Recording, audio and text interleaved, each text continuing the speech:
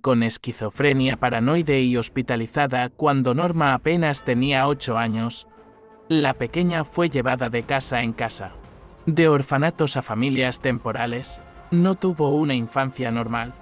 En algunos hogares sufrió abusos. Su sensación de inseguridad, la constante inestabilidad emocional y la falta de una figura paterna marcarían para siempre su desarrollo personal. A esa edad comenzó a refugiarse en el cine. Las estrellas de Hollywood se convirtieron en sus modelos, sus dioses, sus protectores imaginarios. Norma Jean creció con la convicción de que, si algún día lograba ser como esas mujeres glamorosas, tal vez encontraría finalmente el amor, la aceptación, el hogar, la construcción de una imagen.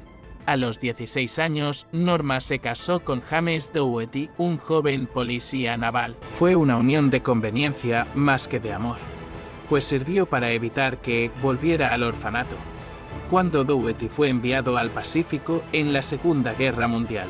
Norma trabajó en una fábrica de municiones. Fue allí donde un fotógrafo la descubrió.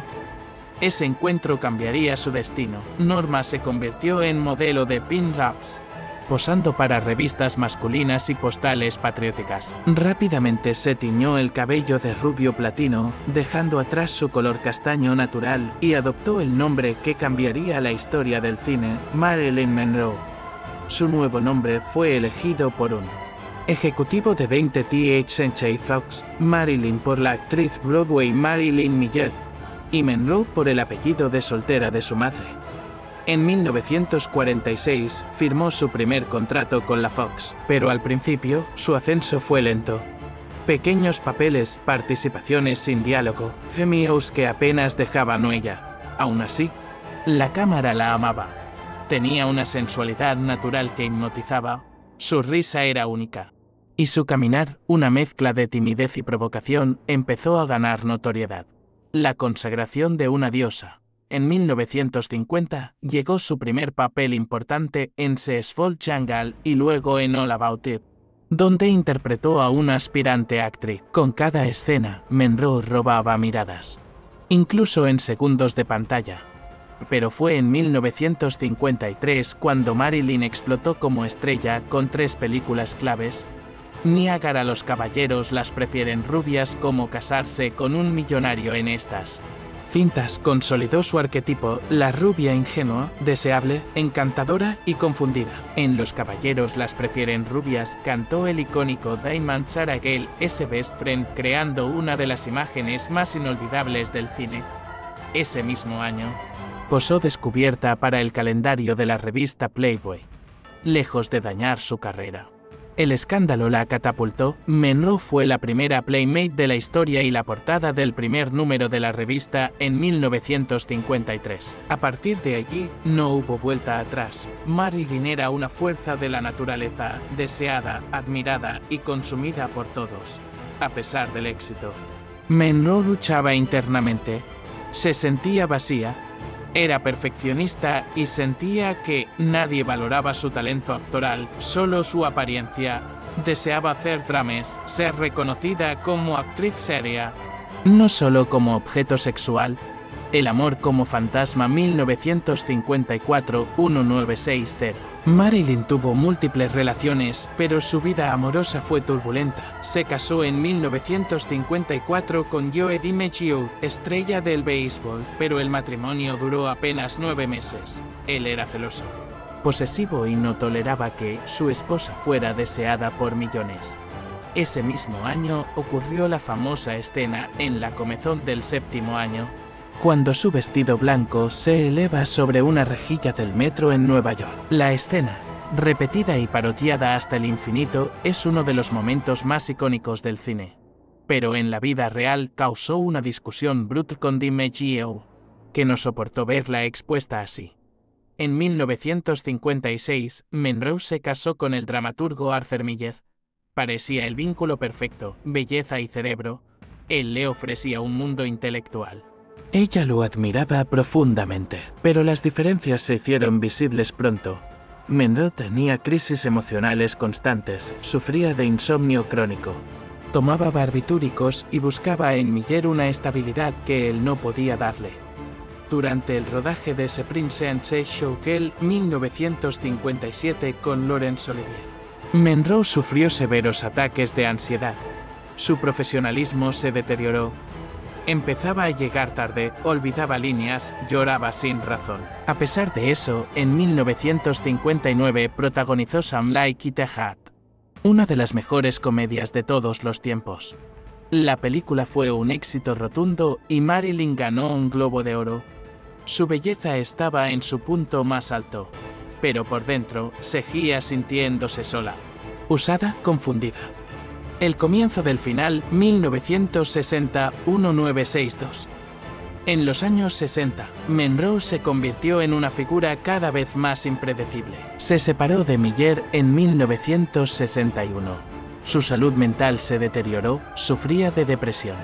Tomaba cada vez más medicamentos y era cada vez menos confiable en los sets. Ese año fue internada en una clínica psiquiátrica. Contra su voluntad. Fue Joe DiMaggio quien la rescató personalmente y se mantuvo a su lado en los últimos meses de su vida. Nunca dejó de amarla. También en estos años se rumoreó que tuvo relaciones con John F. Kennedy y su hermano Robert.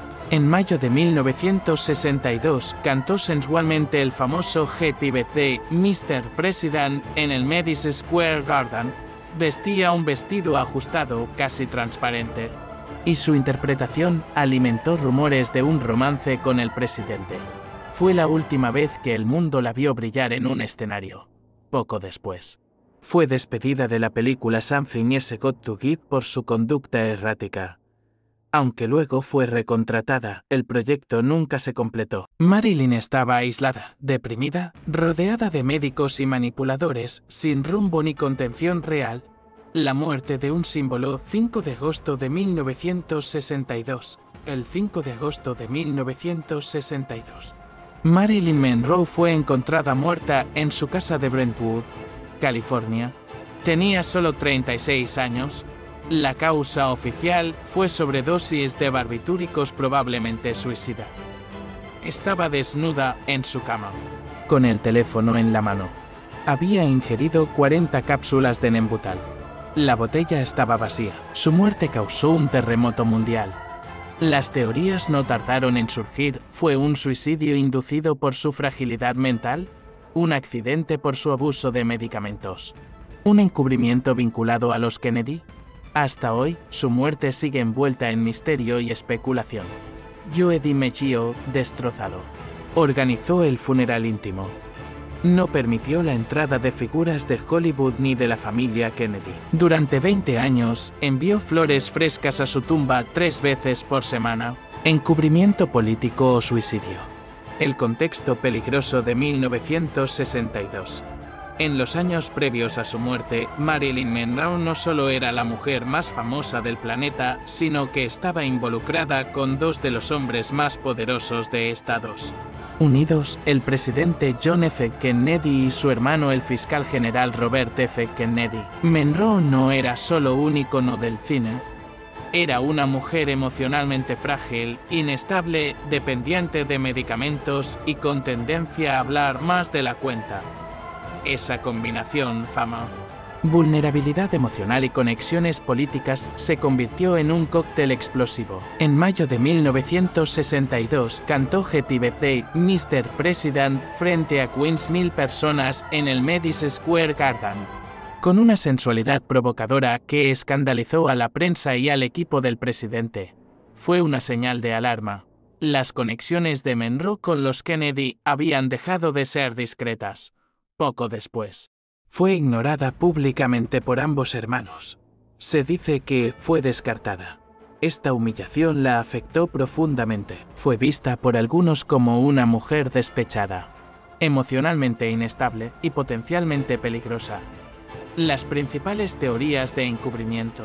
1. El encubrimiento político, la amenaza de una revelación. Una de las teorías más sólidas sostiene que Marilyn Monroe fue eliminada porque sabía demasiado. No solo tenía relaciones íntimas con John y Robert Kennedy, sino que llevaba un diario personal. en el que supuestamente anotaba conversaciones comprometedoras sobre temas de seguridad nacional, planes de los Kennedy respecto a Cuba, detalles sobre la mafia y la política interna, según algunos testimonios. Marilyn amenazó con hacer públicas estas revelaciones si seguía siendo ignorada por los hermanos. La actriz se sentía usada y desechada. Se volvió emocionalmente volátil. Robert Kennedy supuestamente visitó a Marilyn el mismo día de su muerte, el 4 de agosto de 1962, para intentar convencerla de guardar silencio. Varios vecinos reportaron ver un helicóptero y vehículos de alta gama en la zona. Algunos incluso aseguran haber visto a Kennedy allí. Horas después, Marilyn apareció muerta. 2. El FBI, la CIA y la mafia. Los archivos desclasificados en décadas recientes muestran que el FBI vigilaba activamente a Marilyn Monroe. Estaban preocupados por sus conexiones con activistas comunistas, personalidades de izquierda como Arthur Miller, la familia Kennedy, figuras del crimen organizado como Sanjay Khanna. Según esta teoría, la mafia también tenía interés en Monroe. Se dice que los Kennedy habrían utilizado a la mafia para llegar al poder, especialmente en las elecciones de 1960, y que Marilyn era un nexo entre ambos mundos. Si ella hablaba, todos caían, por eso. Las agencias de inteligencia supuestamente colaboraron o miraron hacia otro lado cuando se decidió silenciarla. 3. La escena del crimen alterada, una de las evidencias más citadas por quienes creen en el encubrimiento es cómo se manejó la escena del crimen. El cuerpo fue hallado desnudo, boca abajo, con el teléfono en la mano. Se reportó que había ingerido más de 40 cápsulas de Nembutal, pero no había residuos en su estómago. No se encontró un vaso de agua cerca, lo que haría imposible tragar tantas pastillas. El médico forense Thomas Noguchi señaló más tarde que la ausencia de restos en el estómago sugería que la droga pudo haber sido inyectada o administrada por NM. La mucama, Eunice Murray, cambió su versión en múltiples ocasiones. En 1985, confesó en un documental que Bobby Kennedy estuvo allí ese día, pero luego se desdijo. Todo esto ha llevado a muchos a concluir que la escena del crimen fue manipulada para parecer un suicidio. 4. La teoría del NM letal. Otra versión sostiene que Marilyn no murió por ingestión de pastillas, sino que le fue administrado un NM con barbitúricos. Esto explicaría por qué su estómago no contenía restos de cápsulas. El médico personal de Monroe, Dr. Ralph Greenson, estaba muy involucrado en su cuidado mental y emocional. Algunos sugieren que él fue parte del encubrimiento, quizás creyendo que hacía lo mejor para preservar su legado o el de otros. El uso de enamas como vía de administración de medicamentos en Monroe era conocido, lo que alimenta aún más esta sospecha. Las contradicciones y los testigos silenciados. La cronología de su muerte nunca fue clara. La mucama dijo haberla encontrado a las 3 a.m., pero la policía fue notificada a las 4:25 a.m. Hay testimonios de que el cuerpo ya había sido movido antes de que llegara la ambulancia. El informe oficial no se completó hasta 3 días después, y varios documentos desaparecieron. Por otro lado, personas cercanas a Monroe murieron en circunstancias sospechosas en los años siguientes. El fotógrafo que presuntamente tenía imágenes de Monroe muerta, personas del servicio médico que la atendieron, testigos que afirmaban haberla visto viva después de la hora oficial de muerte. Todo esto alimenta la teoría de que hubo una operación de encubrimiento bien ejecutada. ¿Qué pasó realmente? La versión oficial sigue siendo probable suicidio, pero los elementos para dudar son muchos: una estrella en su peor momento emocional, un triángulo con los hermanos más poderosos del país, amenazas de revelar secretos, un diario que desapareció misteriosamente, una escena del crimen incoherente, testimonios que no coinciden, documentos que se perdieron o se sellaron por décadas. Si Monroe fue asesinada o no, probablemente nunca se sabrá con certeza. Pero si hubo un encubrimiento, fue cuidadosamente orquestado por personas que sabían exactamente qué eliminar. a quién silenciar y cómo preservar una imagen conveniente. Una mujer entre titanes. La historia de Marilyn Monroe está entrelazada con los secretos más oscuros de la política estadounidense del siglo XX, sea que haya muerto por su propia mano o como víctima de una conspiración. Lo cierto es que fue desechada y silenciada en el momento en que dejó de ser útil. Marilyn murió buscando amor, pero terminó rodeada de poderosos hombres que la usaron como juguete, su vida y muerte.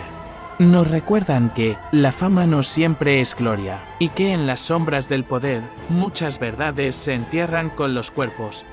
Marilyn Monroe no fue solo una actriz, fue un fenómeno cultural. Su imagen sigue vigente en pósters, camisetas, canciones, películas, tatuajes. Fue musa de Andy Warhol, símbolo sexual, ícono pop. Detrás de la imagen había una mujer rota, insegura, en busca de amor. Norma Jean, la niña huérfana. Jamás desapareció del todo. Monroe fue víctima de la industria, de su tiempo, del machismo, de la soledad y de sus propios fantasmas. Pero también fue dueña de un talento magnético, de una luz imposible de imitar. Fue una mujer que luchó por ser tomada en serio en un mundo que solo la quería desnuda y sonriente. Murió sola, pero no olvidada. Su nombre vive en las estrellas. Si te ha gustado el contenido que acabas de ver, no olvides darle like al video. Y si aún no lo has hecho, te invito a que te suscribas al canal. Así no te perderás ninguno de los videos que publico cada semana. Solo tienes que hacer clic en ese botón rojo de suscripción que está justo debajo del video y activar la campanita para recibir notificaciones. Nos vemos en el próximo video. Cuídate mucho y gracias por ser parte de esta increíble comunidad.